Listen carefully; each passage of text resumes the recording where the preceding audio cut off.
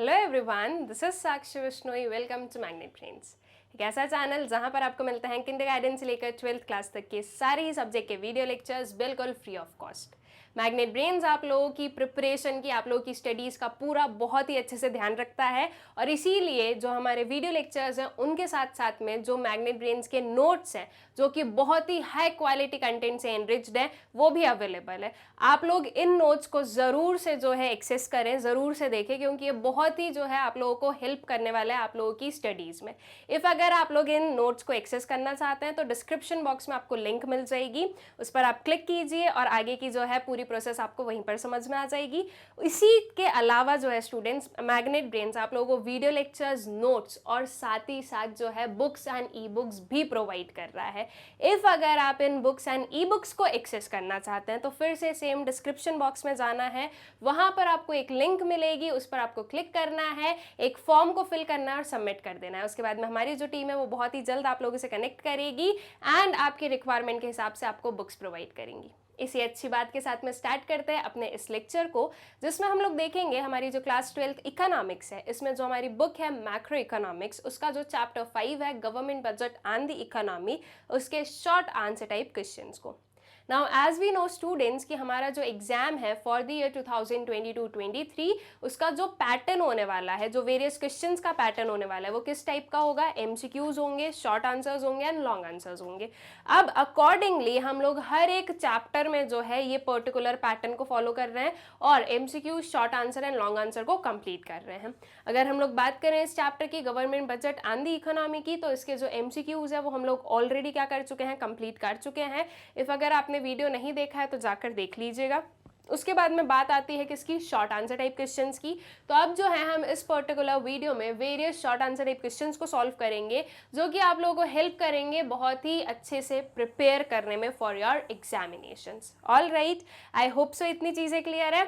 इसके अलावा एक जो छोटी सी चीज़ मैं आप लोगों को और बोलना चाहूँगी, दैट इज जैसे जैसे आप लोगों के सामने ये क्वेश्चन आ रहे हैं ना, डू ट्राई कि आप लोग क्या करो, इन क्वेश्चन के आंसर्स लिखो। ठीक है, क्वेश्चन के आंसर्स कैसे लिखोगे? तो जैसे ये क्वेश्चन आया आप लोगों के पास में, आपको वीडियो को करना है पॉज, आंसर लिखना है अपनी नोटबुक में एंड वापस जो है आपको क्या करना है? रिज्यूम करना है वीडियो को। उसके बाद में आपके आंसर को चेक करो, जो भी मैं एक्सप्लेनेशन दे रही हूँ उसके साथ में।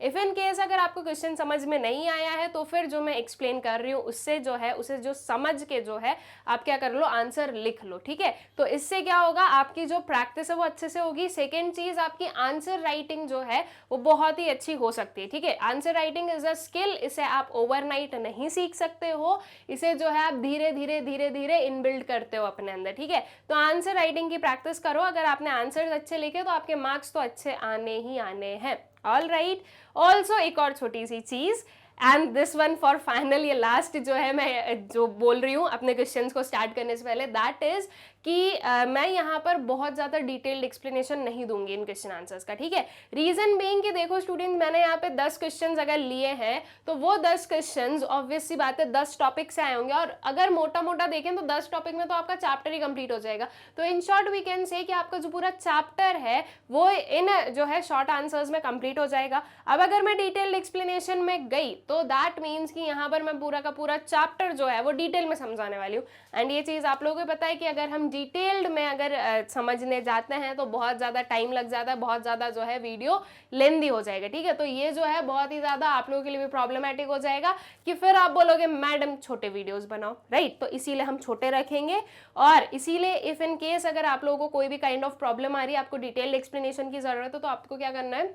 जो हमारे ऑलरेडी वीडियोस बने हुए हैं उन पर जाना है, उन्हें जो है देखना है और अपना जो भी डिटेल्ड अंडरस्टैंडिंग है वो कंप्लीट करनी है। ठीक है, अब फाइनली हम लोग करते हैं क्वेश्चन से स्टार्ट। अदरवाइज अब आप बोल दो कि मैडम बहुत हो गया, बहुत इंट्रो हो गया है, अब हमसे नहीं झेला जा रहा है। ठीक है, तो क्वेश्चन को स्टार्ट करते हैं। क्वेश्चन नंबर 1 है आप लोगों के पास में, explain economic stability as an objective of government budget. ठीक है, गवर्नमेंट बजट के हम लोगों ने वेरियस ऑब्जेक्टिव्स पढ़े हैं, जैसे कि रीएलोकेशन ऑफ रिसोर्सेज हो गया। ठीक है, उसके अलावा हम बोल दें कि इनकम इनइक्वालिटीज को कम करना, ऐसे ही जो है बहुत सारे क्या पढ़े हमने? गवर्नमेंट बजट के ऑब्जेक्टिव्स पढ़े।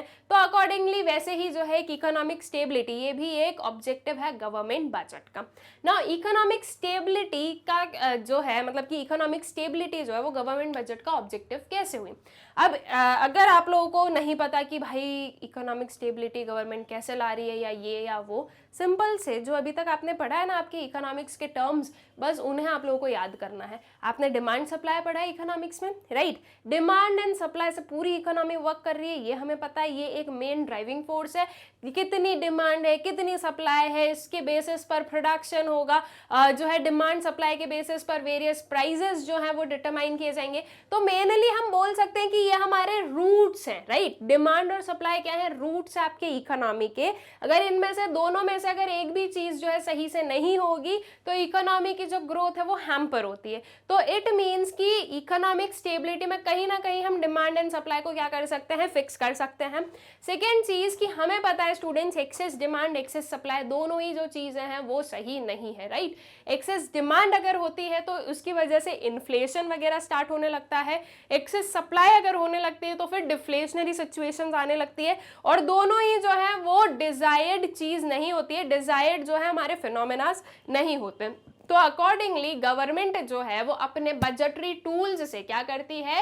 ये जो एक्सेस डिमांड एक्सेस सप्लाई है इसे कंट्रोल करती है, ठीक है? इसे सही करती है, ये जो इन्फ्लेशन वगैरह है उसे ठीक करती है, और ऐसे मेजर्स लेती है कि जो है इकोनॉमी में ये फ्लक्चुएशंस अराइज ही ना हो, ठीक? ये है बेसिकली कि इकोनॉमिक स्टेबिलिटी जो है वो क्या है, वो पर्टिकुलर क्या ऑब्जेक्टिव है गवर्नमेंट का, ठीक है? गवर्नमेंट बजट का। तो बस उसी चीज को जो है यहाँ पर हमें लिख देना है। सो देख लेते हैं आंसर को। So according to this objective the government should try to maintain economic stability in the economy. Government budget helps to prevent economic fluctuations such as inflation and deflation in the economy. In order to overcome inflation in the economy, government should go for surplus budgetary policy. ठीक है? अगर जो है ये जो inflation deflation क्यों आया? Demand supply में चेंजेस की वजह से।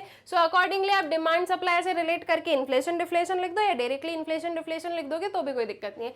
तो जो इन्फ्लेशन है इकोनॉमी में वो ओवरकम कैसे किया जाएगा? तो इसके लिए जो है गवर्नमेंट सरप्लस बजटरी पॉलिसी को यूज करेगी। On the other hand, in order to overcome deflation in the economy, government should go for deficit budgetary policy, ठीक है? This will help the government to control business cycles and to bring economic stability in the country. All right, so this is the economic budget, economic stability as an objective of government budget. ठीक है? We know कि हमारे जो short answer type question है ये 3 marks या 4 marks के question है, जिसमें कि हमारे पास में जो स्पेसिफाइड वर्ड लिमिट है वो भी गिवन है। तो अकॉर्डिंगली आपको वर्ड लिमिट को जो है स्टिक करके ही चलना है, ठीक है? वर्ड लिमिट मैंने आप लोगों को जब सैम्पल पेपर सॉल्व करवाया तब भी बोला है कि वर्ड लिमिट हमें एक्सीड नहीं करनी है। सेम चीज मैं आपके हर एक वीडियो में बोल रही हूँ कि वर्ड लिमिट हमें एक्सीड नहीं करनी है, ठीक है? हमें जो है सीबीएसई के क्वेश्चंस को आंसर करने के लिए क्वालिटी पर जाना है, क्वांटिटी पर नहीं जाना है, ठीक है? आई गेस इतनी चीजें क्लियर है। नेक्स्ट वाले क्वेश्चन पर आ जाते हैं।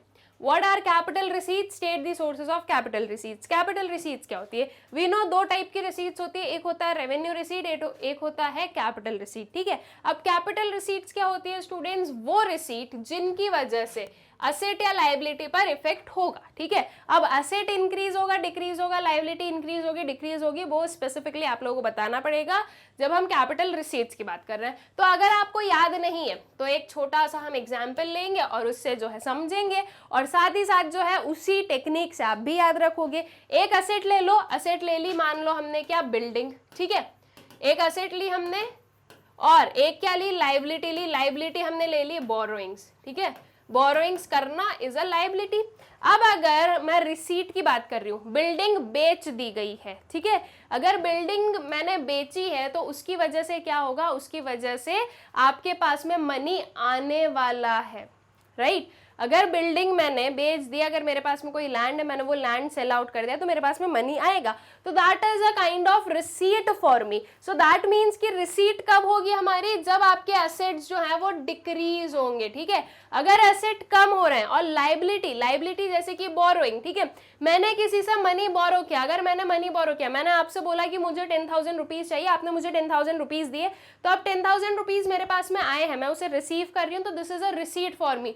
तो मतलब कि लाइबिलिटीज इंक्रीज होंगी, ठीक है? तो कैपिटल रिसीट वो रिसीट्स हैं जिनकी वजह से या तो असेट आपके डिक्रीज होंगे या फिर आपकी लाइबिलिटीज क्या होंगी, इंक्रीज होंगी, ठीक है। अगर एसेट डिक्रीज, लाइबिलिटी इंक्रीज हो रहा है, दोनों में से एक चीज हो रही है, तो उस टाइप की रिसीट्स को हम कहेंगे कि वो कैपिटल रिसीट्स होती है। State the sources of capital receipts, यहीं पर मैंने जो है दो सोर्सेज आपके दे दिए।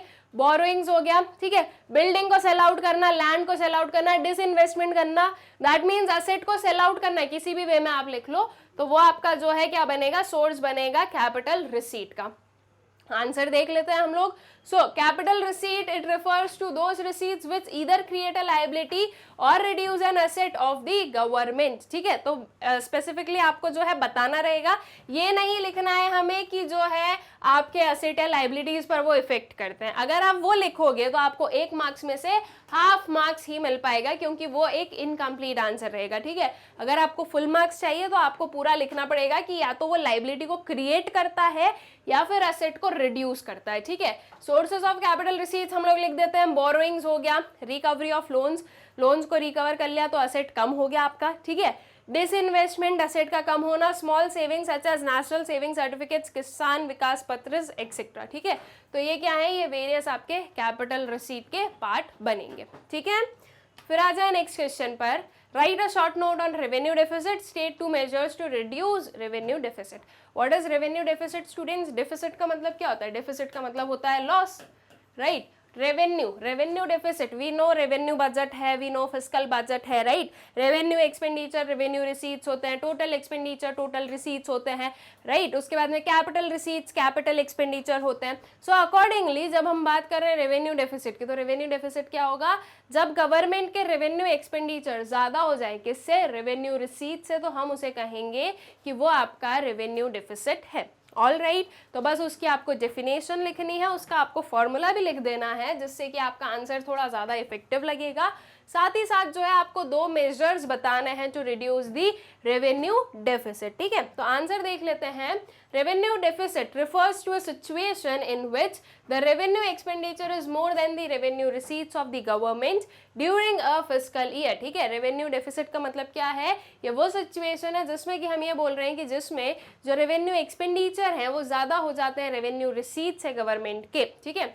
ये जो है ये इसका हम जो फॉर्मूला है वो लिख देंगे, that is revenue expenditure minus revenue receipt is equals to revenue deficit. Revenue deficit signifies that revenue receipts fall short of the revenue expenditure. The government own revenue is insufficient to meet the expenditures on normal functioning of government departments and provisions for various services, ठीक है। यहाँ पे जो है थोड़ा सा हमने explain किया कि रेवेन्यू डेफिसिट सिग्निफाई क्या कर रहा है, तो रेवेन्यू डेफिसिट सिग्निफाई करता है कि रेवेन्यू के जो खुद के रिसीट्स हैं, ठीक है, वो इनसफिशिएंट है, किसके लिए, जो भी गवर्नमेंट के एक्सपेंडिचर्स हैं, डे टू डे जो है बिजनेस के या डे टू डे फंक्शनिंग के जो एक्सपेंडिचर्स हैं उन्हें इनकर करने के लिए, ठीक है। तो जो रिसीट्स है वो क्या है, वो इनसफिशिएंट है, तो इसीलिए जो है रेवेन्यू डेफिसिट जो है वो अराइज होता है। ऑल राइट, या ये उसका सिग्निफिकेंस हम बोल सकते हैं। नाउ जो है मेजर्स देख लो कि रेवेन्यू डेफिसिट को आप कैसे रिड्यूस कर सकते हो।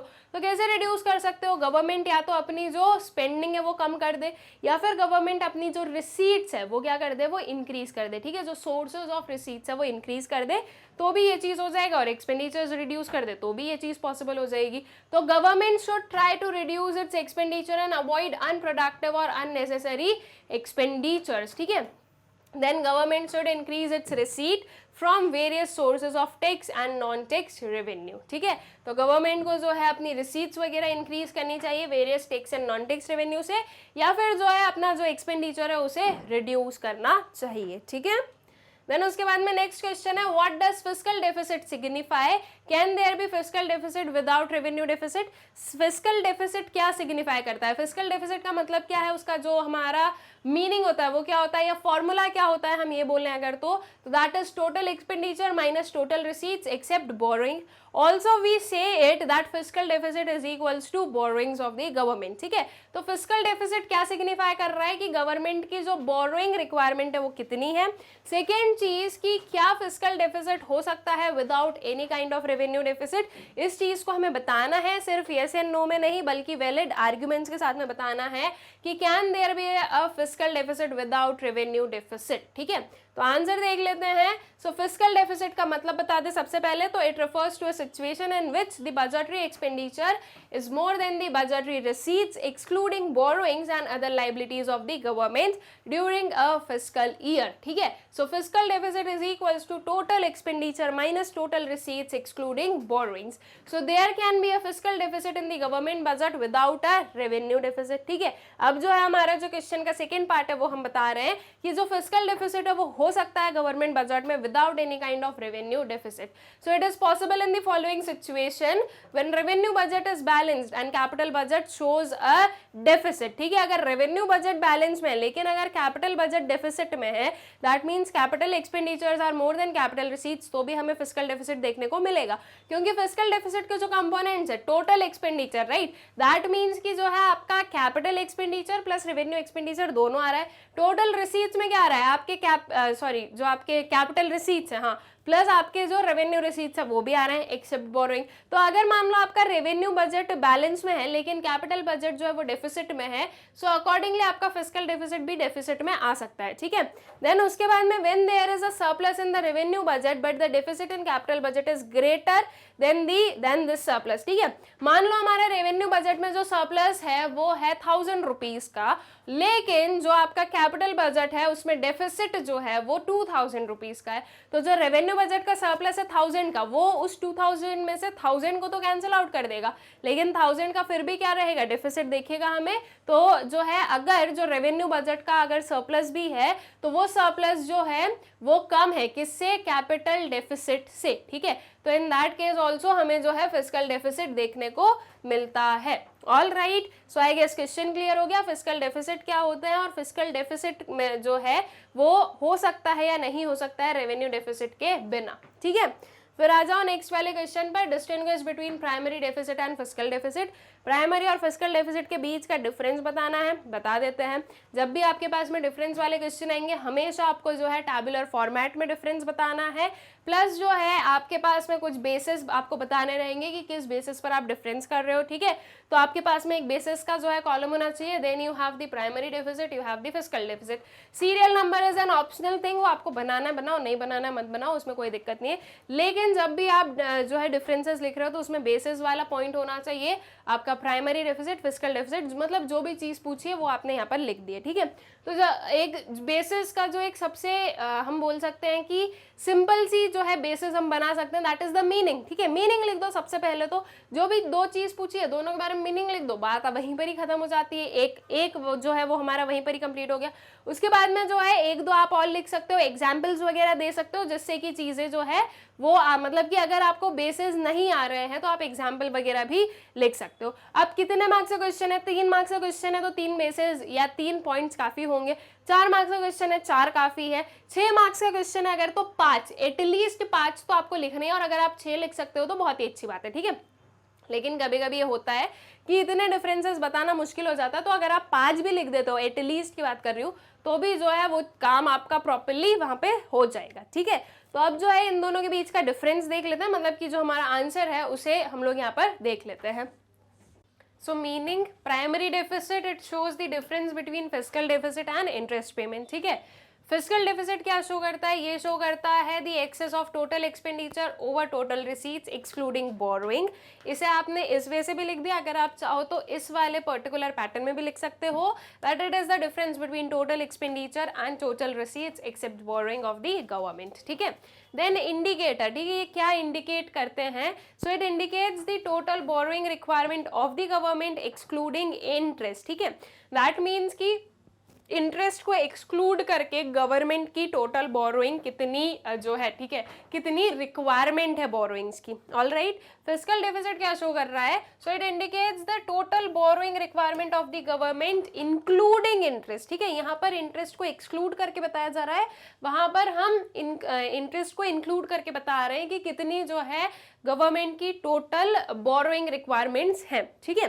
Then you have formula, all right, ये भी क्या बन जाएगा, एक हमारा बेसिस पॉइंट बन सकता है। तो primary deficit is equals to fiscal deficit minus interest payment, and fiscal deficit क्या हो जाएगा, total expenditure minus total receipts excluding borrowings, ठीक है। फिर आ जाते हैं नेक्स्ट वाले क्वेश्चन पर। fiscal deficit is necessarily inflationary in nature. Do you agree? Support your answer with valid reasons. ठीक है, जो fiscal deficit है वो necessarily, ठीक है, that means 110% हम बोल दें कि वो बिल्कुल जो है इन्फ्लेशनरी ही होता है नेचर में। क्या फिस्कल डेफिसिट, क्या आप इस पर्टिकुलर एग्रीमेंट से एग्री करते हो या नहीं करते हो? ठीक है, आपको जो है सपोर्ट करना है वैलिड आर्ग्यूमेंट्स के साथ में। अगर आप हाँ बोल रहे हो तो क्यों बोल रहे हो, अगर आप ना बोल रहे हो तो क्यों बोल रहे हो। ठीक है, तो स्टूडेंट्स एक सिंपल सी जनरल बात करें अगर, तो क्या फिस्कल डेफिसिट का मतलब या फिस्कल डेफिसिट की वजह से जो है इन्फ्लेशन जो है वो आएगा ही आएगा क्या? तो no, it is not necessity. ठीक है, जरूरी नहीं है कि इन्फ्लेशन हो। और वो क्यों जरूरी नहीं है? क्योंकि इन्फ्लेशन कब आएगा स्टूडेंट्स? जब जो है अगर गवर्नमेंट डेफिसिट फाइनेंसिंग वगैरह का यूज कर रही है तो। ठीक है, अब मान लो गवर्नमेंट ने मनी बोरो किया है, किस रीजन की वजह से बोरो किया है? गवर्नमेंट ने मनी बोरो किया है कुछ इंफ्रास्ट्रक्चरल प्रोजेक्ट्स के लिए। ठीक है, कोई जो है प्रॉपर कोई लॉन्ग टर्म प्रोजेक्ट्स के लिए कि उनमें इन्वेस्ट करने के लिए गवर्नमेंट ने बोरो किया, तो अल्टीमेटली उसकी वजह से जो है इन्फ्लेशन नहीं आएगा। लेकिन अगर गवर्नमेंट डेफिसिट फाइनेंसिंग करने लगे तो उसकी वजह से इन्फ्लेशन आएगा। ठीक है, तो जरूरी नहीं है कि फिस्कल डेफिसिट जो है वो आपका जो है इन्फ्लेशनरी हो नेचर में, लेकिन वो हो भी सकता है और नहीं भी हो सकता है। ठीक है, एकदम हम लोग ऐसे नहीं बोल सकते कि ऐसा होगा ही होगा। ऑल राइट, तो इसका आंसर लिख लेते हैं हम लोग, no, fiscal deficit is not always inflationary. If government borrows money for infrastructural development, then it will not create inflation. However, if government borrows money and or raises money, ठीक है, या तो गवर्नमेंट अगर borrow कर रही है money या फिर money raise कर रही है थ्रू डेफिसिट फाइनेंसिंग। ठीक है, डेफिसिट फाइनेंसिंग क्या होता है? Printing of new currency. All right, so then it will be inflationary. ठीक है, अगर बिना मतलब के अगर आर्टिफिशियल मनी अगर हमारी इकोनॉमी में आएगा तो इन्फ्लेशन आएगा ही आएगा। चाहे वो किसी भी सेक्टर में जो है आपका मनी आए या डेफिसिट फाइनेंसिंग किसी भी पर्टिकुलर सेक्टर में की जाए, उसकी वजह से इन्फ्लेशन होता ही होता है। ठीक है, इफ अगर जो है आर्टिफिशियल मनी को इंड्यूस किया जाएगा इकोनॉमी में तो। ऑल राइट, हाँ, जरूरत है कि जरूरत इन दी सेंस की भाई उतनी डिमांड हो रही है तो अकॉर्डिंगली फिर हो सकता है कि हाँ मनी की उतनी डिमांड चल रही है और लोगों के पास में जो है ये चीज देने की जरूरत है इन दी सेंस कि उतना आप उससे जो है प्रोडक्टिव वर्क भी करवा रहे हो किसी पर्सन से, तो ऑब्वियस सी बात है उसे इनकम वगैरह देनी पड़ेगी, तो इन दैट केस जो है इन्फ्लेशन नहीं होगा। लेकिन अगर आप जबरन में, जैसे कि मान लो गवर्नमेंट बोल रही है अरे बहुत पावर्टी है, 1-1 लाख रुपए में क्या है सबको दे देते हैं, सब जो है पावर्टी लाइन के अबव चले जाएंगे, करना क्या है, नोट्स ही तो प्रिंट करना है, अपने घर की मशीन है, राइट, अपनी कंट्री की तो मशीन है, नोट्स प्रिंट कर लेंगे। क्यों नहीं करती है गवर्नमेंट? क्योंकि उसकी वजह से इन्फ्लेशन आएगा ही आएगा। ठीक है, ये बिल्कुल नेसेसिटी है। ऑल राइट, तो अगर गवर्नमेंट ने मान लो बोरो किया है कि इंफ्रास्ट्रक्चर या किसी जो है ऐसे काम में लगाने के लिए, तो उसकी वजह से इन्फ्लेशन नहीं होगा। लेकिन अगर गवर्नमेंट जो है बोरोइंग्स वगैरह कर रही है by the means of deficit financing, तो फिर इन्फ्लेशन होगा। ऑल राइट, देन आ जाते हैं नेक्स्ट वाले क्वेश्चन पर। Suppose you are a member of advisory committee to the finance minister of India. The finance minister is concerned about the rising revenue deficit in the budget.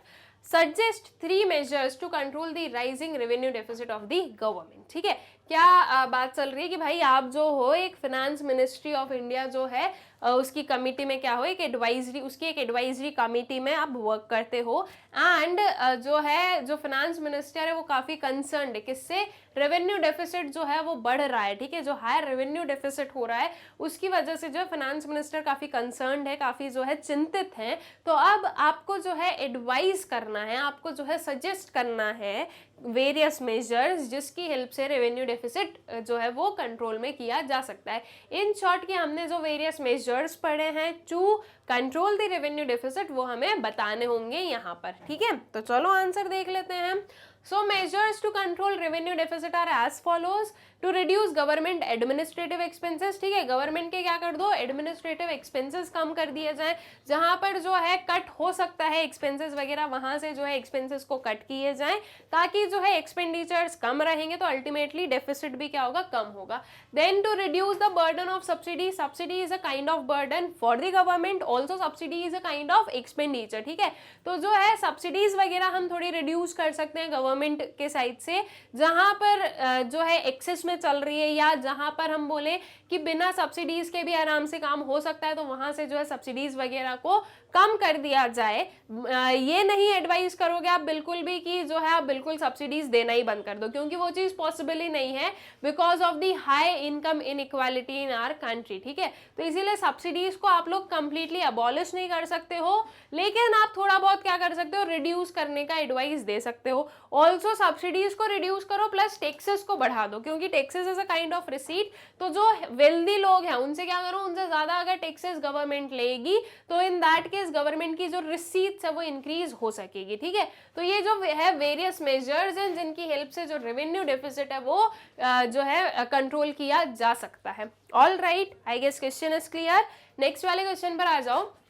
Distinguish between revenue expenditure and capital expenditure. बहुत ही simple सा question है, revenue expenditure क्या है और capital expenditure, इन दोनों के बीच का डिफरेंस क्या है, ठीक है। तो डिफरेंस बता देते हैं हम लोग रेवेन्यू और कैपिटल एक्सपेंडिचर के बीच का, ठीक है। ये आ गया हमारे पास में डिफरेंस। सबसे पहले हमें क्या चीज याद रखनी है कि हमें बेसिस जो है वो लिखने हैं ऑफ डिफरेंशिएशन, या फिर बेसिस ऑफ डिफरेंस हम लोग बोलते हैं उसे, और जो है आपका टैबुलर फॉर्मेट में आपका आंसर होना चाहिए। तो हमने बेसिस ले लिया, रेवेन्यू एक्सपेंडिचर ले लिया, कैपिटल एक्सपेंडिचर ले लिया, ठीक है। सबसे पहले क्या बता दो, मीनिंग बता दो। रेवेन्यू एक्सपेंडिचर क्या है, ये वो काइंड ऑफ एक्सपेंडिचर है जिसकी वजह से असेट या लायबिलिटीज पर कोई इफेक्ट नहीं होता है, ठीक है। कैपिटल एक्सपेंडिचर में असेट क्या होगा, असेट इंक्रीज होगा, ठीक है। मैंने लैंड खरीदा तो लैंड खरीदने की वजह से मेरा असेट इंक्रीज हुआ है, लेकिन लैंड को खरीदने के लिए एक्सपेंस इनकर करना पड़ा, तो that is what, that is an expenditure. तो कैपिटल एक्सपेंडिचर में असेट इंक्रीज होता है और जो आपके लायबिलिटीज है, नॉट बोरिंग्स, जो लायबिलिटीज है वो कम होगी, ठीक है। मैंने जो है कोई लोन है उसे रीपे कर दिया है, तो वो मेरा क्या हुआ, वो मेरी लायबिलिटी कम हुई है, लेकिन मेरा एक्सपेंडिचर तो है ना, मेरे पास से मनी तो गया। तो दैट मीन्स असेट इंक्रीज होता है, लायबिलिटी डिक्रीज होती है इन कैपिटल एक्सपेंडिचर। बस वही चीज आपको यहाँ पर लिख देनी है। So these are those expenditures which either reduce a liability और create an asset of the government. और वही हम रेवेन्यू एक्सपेंडिचर की बात करें तो these are those expenditure which neither reduce any liability nor create any asset of the government, ठीक है। नेचर क्या है, तो revenue expenditure are regular and recurring in nature, ठीक है। रेवेन्यू एक्सपेंडिचर, रेवेन्यू बजट जो है वो क्या है, हमारे रिकरिंग इन नेचर होते हैं। वहीं जो कैपिटल वाले हैं वो आपके रिकरिंग नहीं होते हैं, so they are irregular and non recurring in nature, ठीक है। देन पर्पस क्या है भाई, रेवेन्यू एक्सपेंडिचर और कैपिटल एक्सपेंडिचर जो है ये एक्सपेंडिचर इनकर करने का पर्पस क्या है, so it is incurred for normal running of government departments and provisions of various services. वहीं कैपिटल क्या है, तो it is incurred mainly for acquisition of assets and granting of loans and advances, ठीक है। Then here comes some of the examples, so salary of government employees, pension, interest etcetera. वहीं अगर इधर देखें तो रीपेमेंट ऑफ लोन्स हो गया, borings हो गया, expenditure on acquisition of capital assets etcetera, ठीक है। तो ये जो है ये आपका जो capital expenditure and revenue expenditure के बीच के डिफरेंशिएशन है, आई गेस आप लोगों को क्लियर हो गए होंगे, ठीक है। फिर आगे आ जाए नेक्स्ट वाले क्वेश्चन पर। What are non tax revenue, state the sources of non tax revenue, ठीक है। नॉन टैक्स रेवेन्यू क्या होते हैं हमें ये बताना है, प्लस क्या सोर्सेज है नॉन टैक्स रेवेन्यू के हमें ये भी बताने हैं। तो non tax revenue is basically what, ऐसा काइंड ऑफ रेवेन्यू या फिर ऐसा काइंड ऑफ रिसीट जो कि गवर्नमेंट रिसीव करती है, but that is not in the form of taxes, ठीक है। वो टैक्सेस के फॉर्म में नहीं करती, तो फिर किस फॉर्म में कर रही है, वही चीज तो आपको सोर्सेज में बताना है, जो कि जैसे कि हो गया फाइन्स, ठीक है, जो वेरियस काइंड ऑफ फीस हो गई, ये सारी जो चीजें हैं ये आपके सोर्सेज में आ जाएगा ऑफ नॉन टैक्स रेवेन्यू, ठीक है।